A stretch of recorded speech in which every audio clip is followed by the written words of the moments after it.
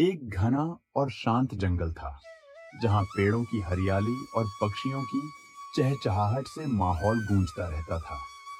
इस जंगल में एक बंदर और बंदरियां रहते थे। दिन भर पेड़ों पर उछल कूद करते हुए वे अपनी जिंदगी के आनंद में खोए रहते थे। उनका जीवन सरल और खुशहाल था, लेकिन बंदरियां के मन में कुछ और ही चल रहा था। वह अक्सर सोचती थी कि काश उसकी जिंदगी भी राजाओं और रानियों की तरह शानदार होती। उसके मन में ऐशो आराम की चाहत धीरे धीरे बढ़ती जा रही थी।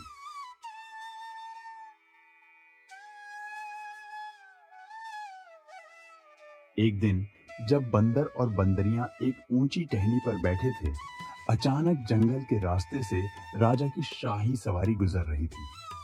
शानदार घोड़े, राजसी चांदी की पालकी और चमचमाती तलवारें देखकर बंदरिया का मन ललचा गया। उसकी आंखों में एक अजीब सी चमक आ गई और उसने बंदर से कहा,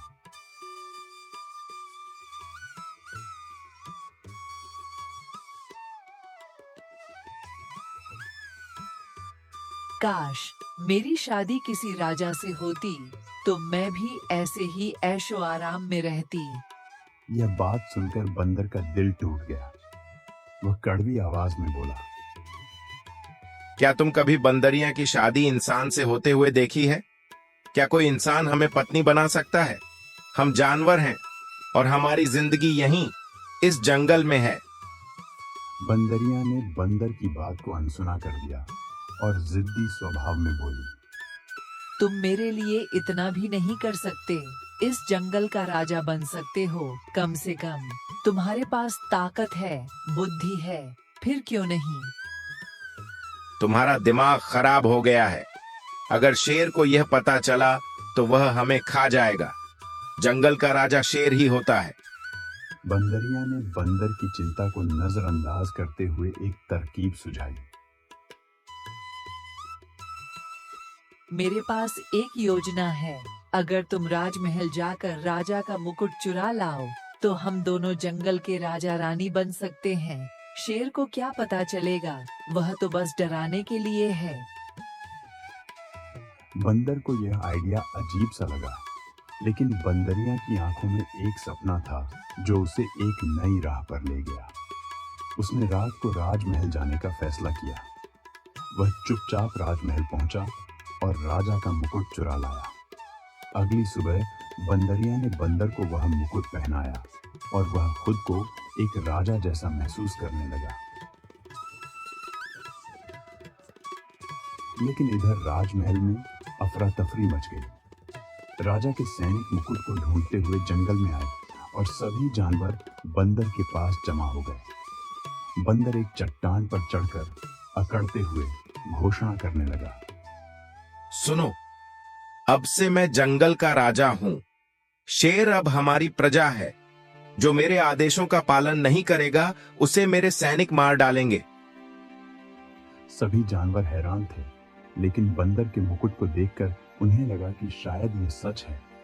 वे बंदर की सेवा करने लगे। लेकिन शेर, जो हमेशा से जंगल का राजा था, ये सब देखकर गुस्से से जल उठा। वह बंदर से मिलने पहुंचा और गरजते हुए बोला, क्या राजा ने तुम्हें अपना मुकुट पहनाया है? हाँ, कल रात राजा ने मुझे बुलाया और मुझे यह मुकुट पहनाया। अब मैं जंगल का राजा हूं।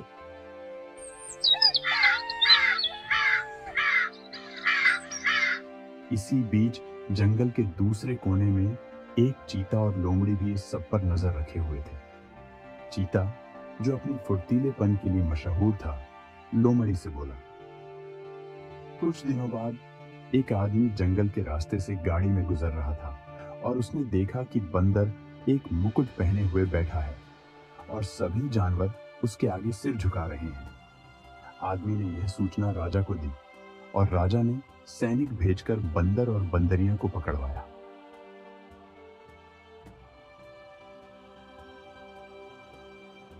राजमहल में बंदरिया और बंदर को बंधी हुई अवस्था में लाया गया। बंदरियां डर से कांप रही थीं और बंदर ने राजा से माफी मांगते हुए कहा, महाराज, मुझे माफ कर दीजिए। मैंने यह सब बंदरिया के कहने पर किया था। मैं तो बस उसे खुश करना चाहता था। जब यह बात जंगल के शेर को पता चली तो वह गुस्से से कांपते हुए कहने लगा, अब इस बंदर बंदरिया को मैं एक दिन भी जिंदा नहीं छोड़ूंगा।